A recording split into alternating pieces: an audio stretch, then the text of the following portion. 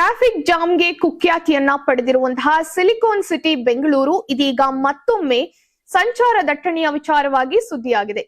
ಭಾರತದಲ್ಲಿ ಅತಿ ಹೆಚ್ಚು ಟ್ರಾಫಿಕ್ ಹೊಂದಿರುವಂತಹ ನಗರ ಎಂಬ ಪಟ್ಟಿಯಲ್ಲಿ ಬೆಂಗಳೂರು ಮೊದಲ ಸ್ಥಾನವನ್ನ ಪಡೆದುಕೊಂಡಿದೆ. ನ್ಯಾವಿಗೇಷನ್ ಟೆಕ್ನಾಲಜಿ ಸಂಸ್ಥೆಯಾದಂತಹ ಟಾಮ್ ಬಿಡುಗಡೆ ಮಾಡಿರುವಂತಹ 2025 ನ ಟ್ರಾಫಿಕ್ ಇಂಡೆಕ್ಸ್ ವರದಿಯಲ್ಲಿ ಈ ಮಾಹಿತಿ ಬಹಿರಂಗವಾಗಿದೆ. ವಿಶ್ವದಲ್ಲೇ ಅತಿ ಹೆಚ್ಚು ಸಂಚಾರ ದಟ್ಟಣೆ ಹೊಂದಿರುವಂತಹ ನಗರಗಳ ಪಟ್ಟಿಯಲ್ಲಿ ಗುರುತಿಸಿಕೊಂಡಿದ್ದಂತಹ ಬೆಂಗಳೂರು ಇದೀಗ ದೇಶದಲ್ಲೂ ನಂಬರ್ 1 ಸ್ಥಾನವನ್ನ ಪಡೆದುಕೊಂಡಿದೆ. ವರದಿಯ ಪ್ರಕಾರ ಬೆಂಗಳೂರಿನಲ್ಲಿ ಕೇವಲ 10 ಕಿಲೋಮೀಟರ್ ದೂರವನ್ನ ಕ್ರಮಿಸಲು ವಾಹನ ಸವಾರರು ಸರಾಸರಿ 36 ನಿಮಿಷ 9 ಸೆಕೆಂಡ್ ಸಮಯವನ್ನ ತೆಗೆದುಕೊಳ್ತಾ ಇದ್ದಾರೆ.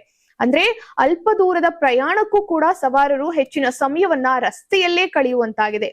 ಅದರಲ್ಲೂ ಪೀಕ್ ಅವರ್ಗಳಲ್ಲಿ ಟ್ರಾಫಿಕ್ ಮತ್ತಷ್ಟು ಹೆಚ್ಚಳವಾಗುತ್ತಿದ್ದು ಸವಾರರ ಸರಾಸರಿ ವೇಗ ಗಂಟೆಗೆ ಕೇವಲ 13.9 ಕಿಲೋಮೀಟರ್ಗೆ ಇಳಿಯುತ್ತದೆ. ಇನ್ನು ಬೆಂಗಳೂರಿನ ವಾಹನ ಸವಾರರು ಪೀಕ್ ಅವರ್ ಟ್ರಾಫಿಕ್ ನಲ್ಲೇ ವರ್ಷಕ್ಕೆ ಬರೋಬ್ಬರಿ 168 ಗಂಟೆಗಳನ್ನ ಕಳೀತಾ ಇದ್ದಾರೆ.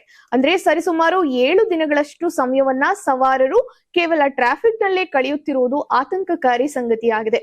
2024ಕ್ಕೆ ಹೋಲಿಸಿದ್ರೆ 2025ರಲ್ಲಿ ಸಂಚಾರ ದಟ್ಟಣೆ ಹೆಚ್ಚಾಗಿದ್ದು ಮುಂದಿನ ದಿನಗಳಲ್ಲಿ ಪರಿಸ್ಥಿತಿ ಮತ್ತಷ್ಟು ಗಂಭೀರವಾಗುವಂತಹ ಸಾಧ್ಯತೆ ಇದೆ ಎಂದು ವರದಿ ಸೂಚಿಸಿದೆ.